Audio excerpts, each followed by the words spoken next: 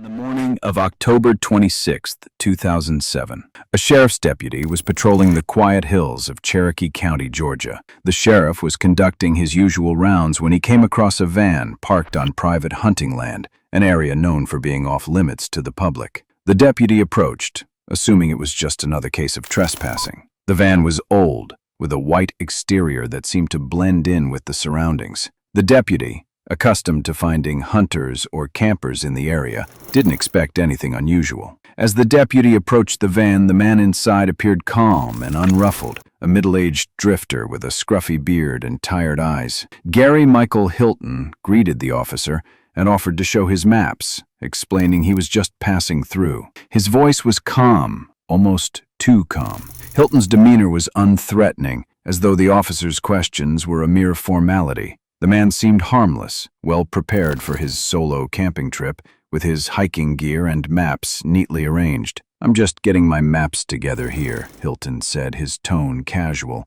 He appeared to be in no rush, giving the deputy the impression that he was just another camper enjoying the solitude of the woods. Hilton explained that he was headed for a short hiking trip, carrying basic supplies, and didn't seem to be causing any trouble. Still, something about the encounter didn't sit right with the deputy. The officer pressed on, asking if Hilton had any weapons with him. Hilton responded easily, saying, "Oh, just some hiking gear, no firearms. I've got a dog with me, though. You'll hear him bark if you get too close." His friendly tone, combined with the way he offered reassurance, was unsettling. It was almost as if Hilton was trying too hard to seem innocent, too eager to convince the deputy that everything was fine. Despite the warning bells ringing in the deputy's mind, he allowed Hilton to continue his routine. Hilton appeared to be harmless, no weapons, no suspicious behavior. But as the officer checked Hilton's ID and received no red flags, he unknowingly released a man who had already claimed victims and who would continue to do so. "I won't kill anyone today," Hilton said with a strange, almost playful smile. "We'll just go hiking with my dog, have some fun." The deputy, still unaware of the chilling truth, processed Hilton's ID, thinking this was just another routine stop in the woods. But Hilton's strange remark stuck in his mind. It was a chilling glimpse into the twisted mind of a predator, one who had already evaded justice and who would soon cross paths with more unsuspecting victims. Cheryl Dunlap's disappearance was reported on December 3, 2007, 2 days after she was last seen. The 46-year-old nurse, known for her dedication to her family, friends, and faith, hadn't shown up for church or work, something entirely out of character. Cheryl's loved ones immediately feared something was wrong, and her absence sparked a search. Her dog was still in her home, waiting for her return. This raised immediate suspicions. Cheryl loved her dog,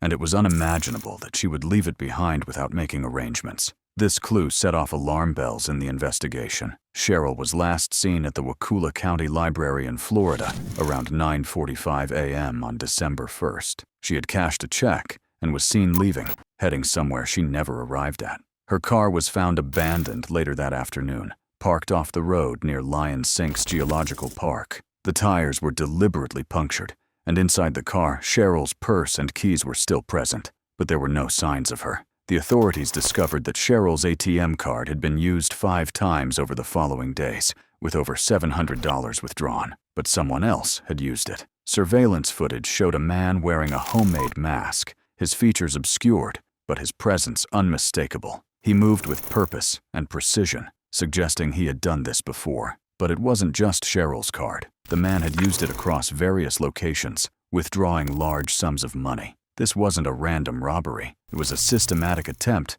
to cover up a brutal crime. Around the same time, the search for Meredith Emerson, a 24-year-old Georgia college student, was ramping up. She had gone hiking alone on Blood Mountain with her black lab, Ella, on January 1st, 2008. She never returned, and her dog was found wandering near her abandoned car. The authorities began a full-scale search, aided by helicopters, search dogs, and volunteers. Witnesses soon reported seeing a man with a red dog near Meredith, and some recalled a brief interaction between them. These descriptions matched the ones of the man using Cheryl's ATM card.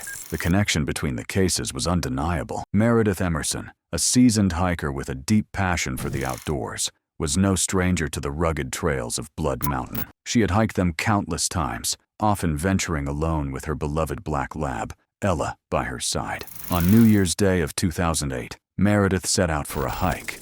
Like many times before, with no inkling of the danger that awaited her. When she didn't return by the following day, concern quickly turned into panic. Meredith's friends and family knew something was terribly wrong. She was known for her punctuality and her habit of checking in, but this time, there was no word from her. Desperate to find answers, her friends and family launched their own search in the area. They went to the parking lot where Meredith typically left her car, hoping for any sign that could explain her sudden disappearance. What they found only added to their fear. Meredith's car was parked in its usual spot, but there was no sign of Meredith anywhere. The only clue left behind was her dog, Ella, found wandering nearby. Ella, loyal and obedient, would never have left her owner willingly. This raised even more alarm. The search effort quickly escalated into a full-scale operation. Volunteers, search dogs, and helicopters scoured the dense forests surrounding Blood Mountain, all in the hope of finding a clue that would lead to Meredith. But despite the growing intensity of the search, there was no sign of her. Days passed, and with every passing hour, the hope of finding Meredith alive began to fade. The authorities soon realized that this was not a typical lost hiker case. Meredith was experienced and well prepared for the hike. Something had happened to her. Weeks earlier, another woman had gone missing under eerily similar circumstances. Cheryl Dunlap, a 46-year-old nurse from Florida, had vanished while hiking alone. Cheryl's disappearance had raised red flags for authorities, but they had no idea just how deeply connected these two cases would be. The proximity of their disappearances, both women hiking alone in remote areas, and the striking similarities in the details sent a chilling ripple through the investigation. Could the same person be behind both? As the search for Meredith continued, more witnesses came forward with concerning information. A witness described seeing Meredith on the trail on the day she went missing. However, the witness also recalled something else, something that sent a chill down their spine. They had seen a man, tall and thin, with a reddish-brown dog loitering in the area. This description matched the man seen near Cheryl Dunlap during her disappearance just weeks earlier. It was the same red dog that had been observed near Cheryl's case. The witnesses' reports were unnervingly similar, and it became increasingly clear that this wasn't a coincidence. The same man, with the same dog, had been seen in both areas. Investigators had their first breakthrough when another witness came forward. They described a section of the trail that seemed to have been disturbed, as if there had been a struggle. Items were scattered across the ground. Water bottles, a dog leash, and most chilling of all, a police expandable baton.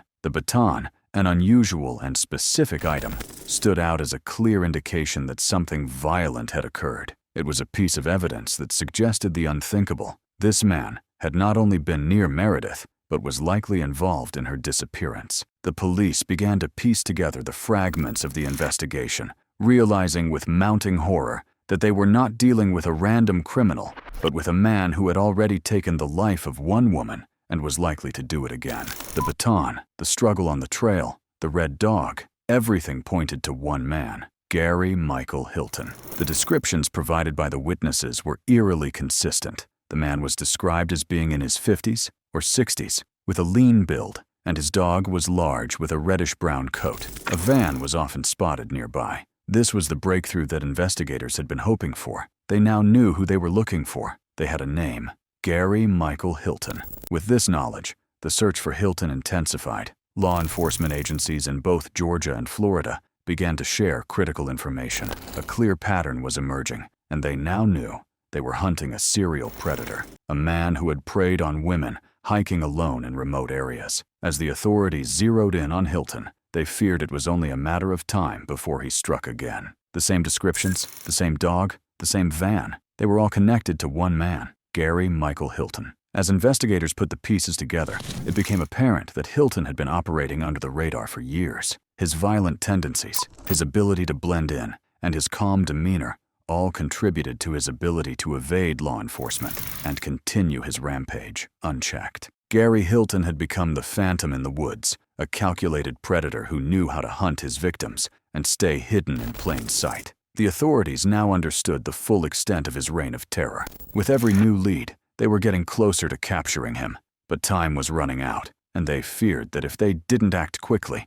another victim would fall prey to Hilton's sadistic nature. The search was on, and it was only a matter of time before the law caught up with Hilton. The investigation into the disappearances of Cheryl Dunlap and Meredith Emerson had become an all-consuming mission for law enforcement. For weeks, authorities had followed leads, pieced together evidence, and heard from witnesses. Despite the mounting evidence, Gary Hilton continued to slip through their fingers, always one step ahead. The manhunt for the elusive killer seemed endless, as Hilton had become an expert in evading capture, using the wilderness as his personal playground. The authorities knew they had to move quickly. The trail was growing colder with each passing day, and Hilton's capture seemed increasingly urgent. Hilton had already taken the lives of 2 women, and the fear was growing that if he wasn't stopped soon, he would kill again. His calm demeanor, his ability to blend into the surroundings, and his use of his dog, Dandy, as a distraction, were all signs of a man who was not only a predator, but also someone who had learned how to stay undetected. The pressure on law enforcement was immense, but they were about to get the break they had desperately needed. It was January 4th, 2008, when the breakthrough came. A tip was called into the Georgia Bureau of Investigation, GBI. A man matching Gary Hilton's description had been spotted at a Chevron gas station in the Chamblee area of Georgia. The man was seen with a white van and his reddish-brown dog, Dandy, both of which were key identifiers in the investigation. The witness had recognized Hilton from the description circulating in the media and immediately called 911. The tip was clear and urgent. Hilton was in the area, and now was the time to act. The witness provided a detailed description of Hilton's behavior. He was seen unloading and organizing his belongings at the gas station, throwing items into the dumpster, and seemingly living out of his van. The witness was nervous but resolute, knowing that they were witnessing something important. "It's definitely him," the witness said. "He's guilty as sin." This was the break law enforcement had been waiting for, the critical lead that would bring Hilton to justice. With the information now in hand, the police responded quickly and efficiently. A perimeter was established around the gas station, and officers swarmed the area, ready to take Hilton into custody. The van was located, and the authorities knew that this was their chance to capture the elusive killer. Hilton had spent months evading capture, using his van to travel undetected and hiding out in remote areas. But now, his time had run out. The moment the police closed in on Hilton, they were ready. It was a coordinated, well-executed effort to ensure that Hilton would not escape again. Officers surrounded the gas station and swiftly moved in on Hilton's location. As Hilton saw the police, he didn't resist. Instead, he lowered himself to the ground almost immediately, surrendering without a fight. The calmness with which Hilton complied was chilling in its own way. It was as if he had been expecting this moment to come. After months of evading law enforcement, Gary Hilton knew that the net was finally closing in on him. The arrest was relatively uneventful, but the implications of it were staggering. Hilton had been responsible for the terrifying disappearances of both Cheryl Dunlap and Meredith Emerson, and now, at long last, he was in custody. Despite his initial non-resistance, Hilton's presence was unsettling. The man who had been hiding in the woods, who had lived a life of violence and evasion, was now facing the consequences of his actions. Hilton was taken into custody and transferred to the Georgia Bureau of Investigation, GBI, for interrogation. The police had enough evidence to charge him with kidnapping and murder, but the crucial missing piece was still not found. Where was Meredith Emerson? The authorities knew that Hilton was key to finding her body and providing closure to her devastated family. But at that moment, they still had no idea where she was. With Hilton in custody, the police also found his red dog, Dandy, and took the animal into custody. Dandy had been a constant companion to Hilton, traveling with him from place to place. The dog had witnessed Hilton's violent actions and had been by his side through all of his crimes. In a way, Dandy had been the only constant in Hilton's erratic and violent life. The dog's presence was a chilling reminder of Hilton's reign of terror in the woods. While Hilton's capture was a major victory, it was only the beginning of the investigation. After Hilton's arrest, the authorities moved quickly to search his van. Hilton had lived in this van for months, using it as a mobile base of operations for his violent spree. The van wasn't just a place to sleep, it was a reflection of Hilton's twisted mind and his life as a drifter. It was filled with maps, hiking gear, and food supplies, signs of Hilton's nomadic lifestyle, moving from one national forest to another, always evading capture. However, it was what the authorities found in the van that sent a chill down their spines. Among the usual camping supplies, they found several home videos stored on a Sony digital camera. The police immediately began to review the footage, hoping it would provide more evidence linking Hilton to his crimes. What they saw on the videos was both unsettling and bizarre. Hilton spoke directly to the camera, narrating his daily activities and his thoughts on his life and travels. His calm, detached manner in the videos gave the investigators a glimpse into the cold, calculating mind of the killer they were dealing with. But it was the darker footage that sent shivers down the investigators' spines. In these videos, Hilton revealed his violent tendencies and his chilling beliefs about the world. He spoke with a disturbing lack of emotion about his need for control and domination. He talked about his victims as if they were nothing more than objects in his personal game. The footage was a window into Hilton's soul, a soul that had become twisted over years of isolation and violence. The most chilling part of the footage was Hilton's interactions with Dandy, his loyal dog. He referred to Dandy as his boy, and the dog seemed to be the only source of comfort in Hilton's chaotic life. But even this bond was twisted. Hilton used Dandy as a tool to lower the guard of others, knowing that people felt safer when animals were around. Dandy wasn't just a companion, he was part of Hilton's manipulation. After the search of his van, Hilton was taken into the interrogation room. His demeanor was calm, almost too calm, as he was confronted with the overwhelming evidence against him. Despite his earlier compliance during the arrest, Hilton was now stonewalling the investigators. He refused to answer most of their questions, complaining about his health and the pain he claimed to be feeling due to his multiple sclerosis. His silence, however, was an attempt to control the situation, to maintain the illusion that he was in charge.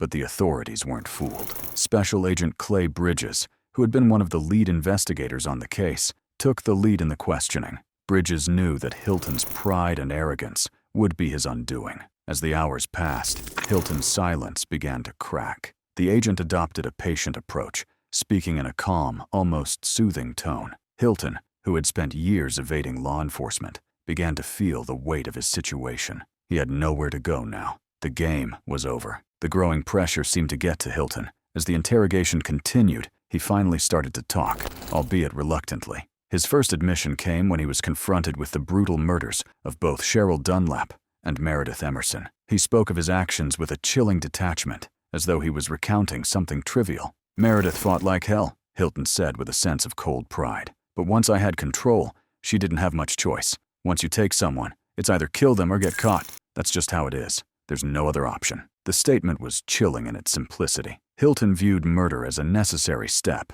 a means to an end, and he was completely devoid of remorse. The more he spoke, the clearer it became that his crimes were not driven by necessity, but by a twisted desire for power and control. Hilton didn't care about survival. He killed because he enjoyed it. His victims were nothing more than pawns in his game. The interrogation had begun to unravel Hilton's mind. The man who had once believed he was in control of everything was now being forced to confront the undeniable truth. He was caught, and soon the investigators would know everything about the terrifying spree that had spanned multiple states and claimed multiple lives. The psychological profile of Gary Hilton was beginning to take shape. He wasn't just a killer, he was a predator who had learned how to manipulate the system, how to hide in plain sight, and how to control every aspect of his victims' lives. Hilton had spent years honing his ability to avoid detection, but now that he was in custody, he would finally face the consequences of his actions. During his interrogation,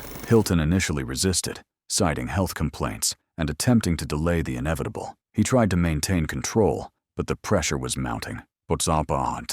500 milliseconds. Over time, Hilton's resistance began to break down. The psychological games he had played throughout his life were no match for the pressure of his capture.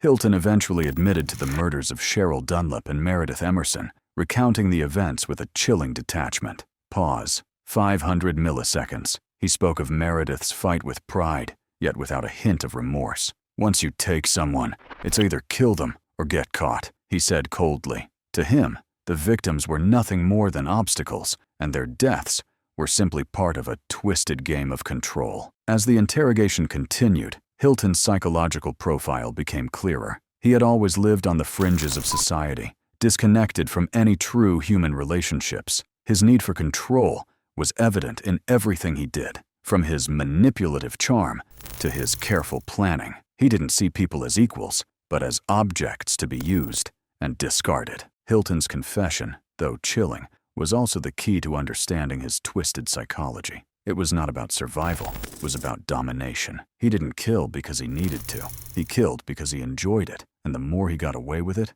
the more powerful he felt.